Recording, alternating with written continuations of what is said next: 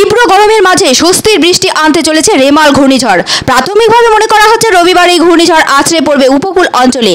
এর প্রভাবে শনিবার থেকেই প্রবল ঝড় বৃষ্টির আশঙ্কা করা হচ্ছে। আবহাওয়া দপ্তরের পূর্বাভাস অনুযায়ী শনি, রবি ও সোমবার পশ্চিমবঙ্গের বিভিন্ন জেলায় ঝড় বৃষ্টি হবে। আলিপুর আবহাওয়া দপ্তর আরও জানিয়েছে, উত্তরবঙ্গের 4 জেলায় বৃহস্পতিবার থেকে বৃষ্টিপাত হতে পারে। জেলাগুলো হলো দার্জিলিং, কালিম্পং, জলপাইগুড়ি এবং আলিপুরদুয়ার। এছাড়াও উত্তরবঙ্গের বাকি জেলাতেও 30 থেকে 40 কিলোমিটার বেগে দমকা হাওয়া বইতে পারে। ইতিমধ্যে রেমাল ঘূর্ণিঝড়ের জন্য বেশ কিছু সতর্কতা নিয়েছে প্রশাসন। বৃহস্পতিবারের মধ্যে সমস্ত মৎস্যজীবীদের সমুদ্র থেকে ফিরে আসার নির্দেশ দেওয়া হয়েছে। ইতিমধ্যেই উপকূল অঞ্চলে মাইকিং করেছে প্রশাসন। কলকাতাতেও সপ্তাহের শেষ ভাগে ঝড় বৃষ্টির সম্ভাবনা থাকছে। তবে বৃহস্পতিবার সকাল থেকেই তীব্র গরমের দাপট রয়েছে বঙ্গে। স্বাভাবিকভাবেই বৃষ্টির অপেক্ষায় রয়েছেন পশ্চিমবঙ্গের বিভিন্ন জেলার অধিবাসীরা। আলিপুর আবহাওয়া দপ্তরের অধিকর্তা সোমনাথ দত্ত বুধবার সাংবাদিকদের বলেন, আগামী এক সপ্তাহ দক্ষিণবঙ্গের সব জেলাতেই ঝড় বৃষ্টির সম্ভাবনা থাকছে।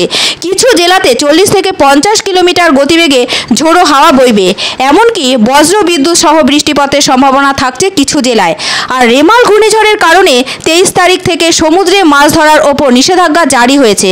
আলিপুর আবহাওয়া দপ্তরের অধিকর্তা সোমনাথ দত্ত আরও জানান, উত্তরবঙ্গের বিশেষত 3 জেলায় ভারী বৃষ্টিপাত হতে পারে। তিনি বলেন, তামিলনাড়ু উপকূলে একটি নিম্নচাপ তৈরি হওয়ার সম্ভাবনা রয়েছে, যেটি পরবর্তী সময় বঙ্গোপসাগরের উপকূল অঞ্চলের দিকে ধেয়ে আসবে। এই স্থান পরিবর্তনের ফলে ঝড় বৃষ্টির সম্ভাবনা দেখা দেওয়ায় মৎস্যজীবীদের সমুদ্রে যেতে বারণ করা হয়েছে। তবে এখনই এই ঘূর্ণিঝড় সম্পর্কে বিস্তারিত জানানো সম্ভব নয়। প্রাথমিকভাবে মনে করা হচ্ছে রবিবার এই ঘূর্ণিঝড়ের প্রভাব সবচেয়ে বেশি লক্ষ্য করা যাবে পশ্চিমবঙ্গে। আর এই ঘূর্ণিঝড়ের প্রভাবে দক্ষিণবঙ্গের সব জেলাতেই ঝড় বৃষ্টির সম্ভাবনা রয়েছে সোমবার পর্যন্ত।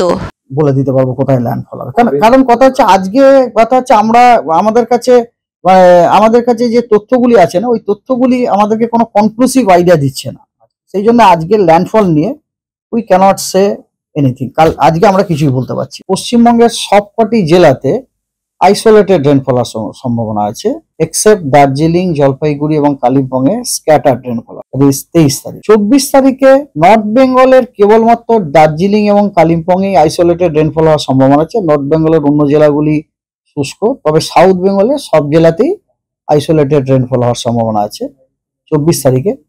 25 তারিখে দক্ষিণবঙ্গের যে কোস্টাল ডিস্ট্রিক্টগুলি আছে, মানে আপনার পূর্ব মেদিনীপুর, দক্ষিণ 24 পরগনা এবং উত্তর 24 পরগনা, ওগুলিতে আপনার ওয়াইড স্প্রেড রেনফল হওয়ার সম্ভাবনা আছে। এবং আরো যে অন্যান্য ডিস্ট্রিক্ট যেগুলো বলছিলাম আপনাকে, ঝাড়গ্রাম, পশ্চিম মেদিনীপুর, হাওড়া, কলকাতা, হুগলি, নদিয়া, এগুলিতে আপনার ফেয়ারলি ওয়াইড স্প্রেড হওয়ার সম্ভাবনা আছে। এবং দক্ষিণবঙ্গের অন্যান্য জেলাগুলিতেও স্ক্যাটার্ড রেনফল হওয়ার সম্ভাবনা। আর উত্তরবঙ্গে কেবলমাত্র দার্জিলিং, জলপাইগুড়ি এবং কালিম্পংয়ে আইসোলেটেড। 26 তারিখে আপনার দক্ষিণবঙ্গের সবকটি জেলাতেই ফেয়ারলি ওয়াইড স্প্রেড।